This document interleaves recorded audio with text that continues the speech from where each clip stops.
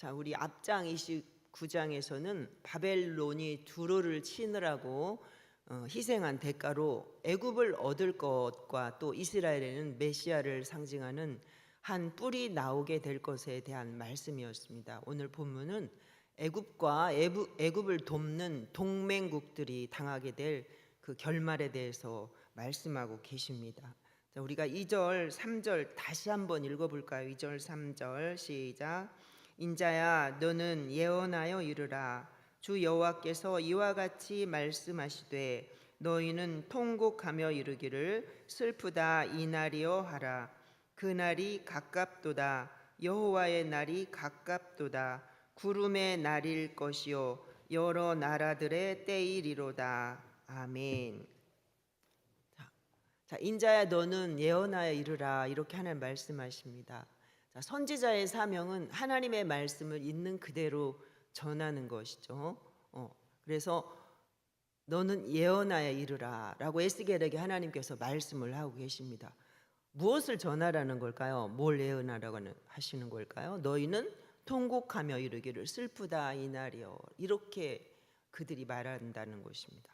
통곡하며, 통곡하며 슬프다 이날이요. 애굽 백성들에게 이렇게 선포하라고 말씀하고 계십니다. 그러면 그들이 통곡하며 슬퍼할 이 날은 어떤 날일까요? 자, 슬프다 그랬죠. 슬프다에 해당하는 그 히브리어는 하흐라는 말을 사용합니다. 하흐, 슬픔을 나타내는 감탄사입니다. 슬프다는 마음을 표현하는데 이렇게 너무 그 슬프다는 것을 이렇게 표현을 하는 것이죠. 자, 이것은 애굽에 임할 재앙의 날이 백성들에게 얼마나 가혹한가 하는 것을 암시하는 단어이기도 하죠. 이 날이여 해당하는 말, 이 날이여 슬프다, 이 날이여는 라이용 이렇게 사용하는데요. 그날에라는 의미입니다. 자, 그날에 어떤 일들이 일어나게 될 것인가라는 것을 이렇게 짐작할 수 있는 거죠. 이 날은 구약 성경에서 보면 하나님의 주권과 관련해서 사용된 말들인데요. 창조의 날, 구원의 날, 축복의 날, 심판의 날 등을 가리킬 때 사용을 했단 말이에요. 근데 오늘 나오는 이 날은 어떤 날일까요? 심판의 날을 가리키고 있습니다. 그 심판의 날이 가까웠다는 것이죠. 바로 하나님께서 심판하실 여호와의 날이 가까웠다라고 그렇게 말하고 있습니다. 자, 에스겔은 애굽의 심판의 날을 또 여호와의 날, 구름의 날, 열국의 때라고 선포합니다. 여호와의 날, 구름의 날, 열국의 때. 자, 여호와의 날은 심판의 날을 말씀하는 거 우리가 알겠죠? 근데 구름의 날은 뭘까요? 구름의 날. 오늘도 자다 보니까 엄청 비가 많이 막 쏘나게 왔죠.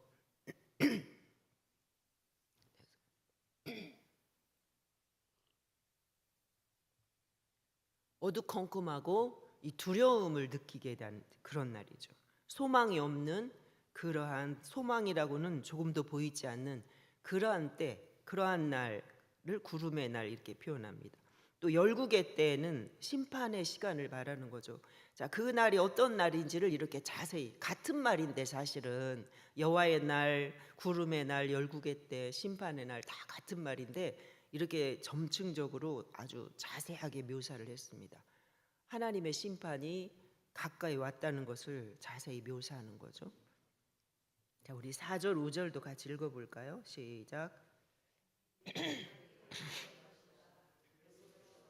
죽임당한 자들이 엎드러질 때에 구스에 심한 근심이 있을 것이며 애굽에 그 터가 헐릴 것이요 구스와 붓과 룻과 모든 섞인 백성과 굽과 및 동맹한 땅의 백성들이 그들과 함께 칼에 엎드러지리라. 아멘. 자, 이 심판이 애굽에만 임하는 것이 아니라 애굽과 동맹을 맺은, 애굽을 도와주거나 애굽과 관계를 맺고 살았던 그 나라들이 다 이렇게 하나님의 심판을 받게 될 거라고 말씀을 하고 있습니다. 자, 여호와의 날에 이렇게 구스 나오죠. 구스. 지금은 에디오피아죠. 구스. 그때 당시에 그 애굽에 인접한 그러한 나라인데요. 그때 당시에는 정치적으로 애굽에 속해 있었다고 해요. 그리고 리비아, 붓은 리비아를 가리킵니다. 붓. 또 룻은 어딘지 잘 모르겠어요. 또 모든 섞인 백성과 굽과 또 동맹한 나라 백성들까지 모두가 다 심판의 대상이 되는 거죠. 자, 그런데 애굽에서 죽임당한 자들이 엎드러질 때에 구스에 심한 근심이 있을 것이며 이렇게 말씀하시잖아요. 심한 근심이 있을 것이다. 애굽에서 죽임당한 자들이 엎드러질 때, 사람들이 애굽에 많은 사람들이 죽어갈 때 구스에 이렇게 심한 근심이 있을 거라는 거죠. 이 심한 근심이라고 표현된 이 말은 산모가 아이를 출산할 때 허리에 극심한 통증을 느끼는 그 고통스러운 모습, 너무나도 그 극심한 고통스러운 그 모습을 이렇게 표현을 하고 있습니다. 심한 근심이 있을 것이다. 자, 하나님은 애국과 동맹을 맺고 또 정치적으로 군사적으로 보호를 받으려는 국가들에 대해서도 이렇게 애국과 동일하게 심판을 하시겠다고 말씀을 하시는 것입니다. 자, 그런데 애국은 단순히 한 국가가 아니라 하나님을 대상으로 하나님을 대적하는 모든 세력들을 총체적으로 상징하는 표현이라고 할 수 있습니다. 내가 애굽을 이렇게 심판하겠다, 애굽과 동맹을 맺거나 애굽의 인접 국가들을 이렇게 심판하겠다 하는 것은 하나님을 대항하는 모든 세력들에 대한 총체적인 상징이라는 것입니다. 또한 애굽을 의지하는 국가들은 결국 망하게 된다는 것을 또 깨닫게 해주시는 말씀인 거죠. 자, 사실 당시 유다는 선지자들의 거듭되는 그러한 충고에도 불구하고 계속해서 애굽을 통해서 당면한 바벨론의 침공을 해결하려고 시도하고 있었습니다. 예레미야 선지자나 뭐 이런 선지자들이 계속해서 경고하고 그랬죠. 그런데 이런 잘못된 행동에 대해서 에스겔은 동맹국들의 멸망을 통해서 이렇게 경고를 했고, 또 애굽의 힘을 믿고 의지하면서 하나님의 뜻을 거스르는 이런 사람들에게 그러지 말고 하나님의 뜻을 따라라라고 경고를 했습니다. 애굽으로 가지 말고 예레미야 우리가 나눌 때 생각이 나요. 애굽으로 가지 말고 거기서 도움을 요청하려고 하지 말고 너희는 그냥 바벨론으로 끌려가는 대로 끌려가서 거기서 뭐 해라? 자녀도 낳고 결혼도 하고 집도 짓고 결혼도 하고 자녀도 낳고 거기서 그냥 눌러 있어라. 때가 되면 어떻게 한다는 거예요? 때가 되면 하나님께서 회복시켜 주실 것을 말씀하시는 거잖아요. 애굽에 도움 요청하지 말고. 근데 어떻게 해서 유다 백성들이 끝내 애굽의 도움을 요청했지만 아무런 도움도 받지 못했죠. 오늘 우리 30장 10절에서 13절 한번 읽어볼까요? 10절에서 13절 시작.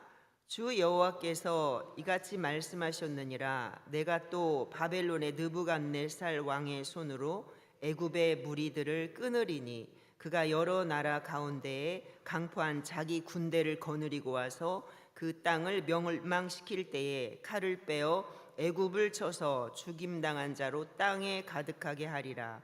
내가 그 모든 강을 마르게 하고 그 땅을 악인의 손에 팔겠으며 타국 사람의 손으로 그 땅과 그 가운데에 있는 모든 것을 황폐하게 하리라. 나 여호와의 말이니라. 주 여호와께서 이같이 말씀하셨느니라. 내가 그 우상들을 없애며 신상들을 높 가운데서 부수며 애굽 땅에서 왕이 다시 나지 못하게 하고 그 땅에 두려움이 있게 하리라. 아멘. 결국 이스라엘 백성들이 의지하던 힘 있다고 믿었던 애굽은 완전히 이렇게 하나님에 의해서 멸망당할 수밖에, 철저히 하나님께서 파멸시키는 결과를 가져왔죠. 자, 이렇게 세상 세력을 믿고 의지하는 개인이나 국가는 결국에 반드시 동일한 심판에 처해지게 된다는 것을 오늘 말씀을 하고 있습니다. 자, 말씀을 정리하겠습니다. 우리에게도 언젠가는 에스겔 선지자가 외쳤던 슬프다 이 날이요 이렇게 부르짖는 날이 임할 수도 있습니다. 자, 우리가 이런 경고를 받게 된다면 어떻게 해야 될까요? 자, 로마서 8장 6절에 보면 육신의 생각은 사망이요 영의 생각은 생명과 평안이다라고 말씀하고 있습니다. 애굽처럼 우리가 이런 경고를 받는다면 애굽처럼 인간적인 방법을 찾지 말고 이스라엘처럼 인간적인 방법을 찾지 말고 하나님의 방법을 찾고 또 그 방법대로 살기를 원한다면 오늘 로마서 8장 6절에서 말씀하시는 것처럼 우리가 생명과 평안을 누리게 될 것입니다. 오늘 하루도 하나님을 찾고 하나님의 말씀 안에 들어가서 말씀 밖으로 벗어나지 않는 그런 멋진 하루의 삶을 살아가시는 저와 여러분이 되면 좋겠습니다. 기도하겠습니다.